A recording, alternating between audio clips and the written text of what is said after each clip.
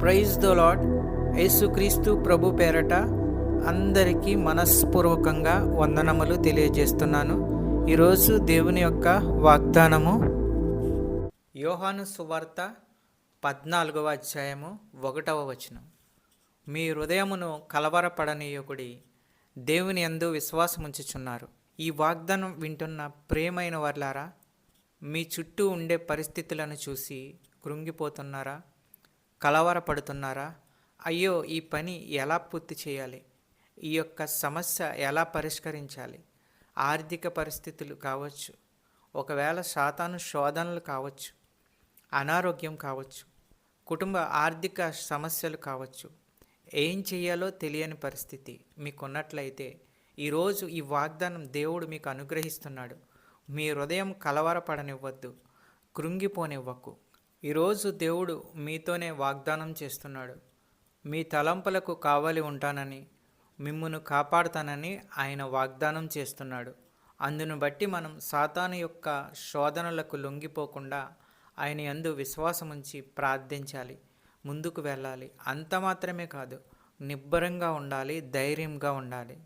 ప్రియమైన వారిలారా, ఫిలిప్పీలకు రాసిన పత్రిక 4వ అధ్యాయము 6వ వచనం చూసినట్లయితే, దేనిని గూర్చి చింతపడకుడు గాని ప్రతి విషయములోనూ ప్రార్థన విన్నపము చేత కృతజ్ఞతాపూర్వకంగా మీ విన్నపములు దేవునికి తెలియచేయడి.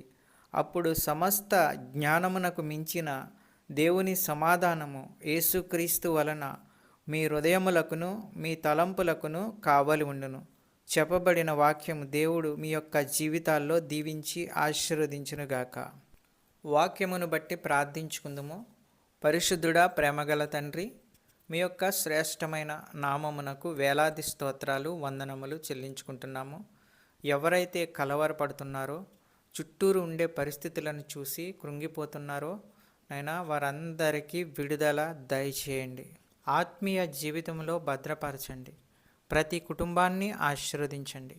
ఎవరైతే ప్రార్థనలో ఏకీభవిస్తున్నారో వారందరినీ బలపరిచి శక్తివంతులుగా చేసి కాపాడండి. నజరేయుడైన యేసుక్రీస్తు ప్రభు పేరట అడిగి ప్రార్థించుచున్నాము తండ్రి, ఆమెన్. ఈ యొక్క వాగ్దానాలను లైక్ చేయండి, సబ్స్క్రైబ్ చేయండి, అందరికీ షేర్ చేయండి. దేవుని యొక్క సేవలో పాలిభాగస్తులు అవ్వండి. మీకు అందరికీ వందనాలు తెలియజేస్తున్నాను.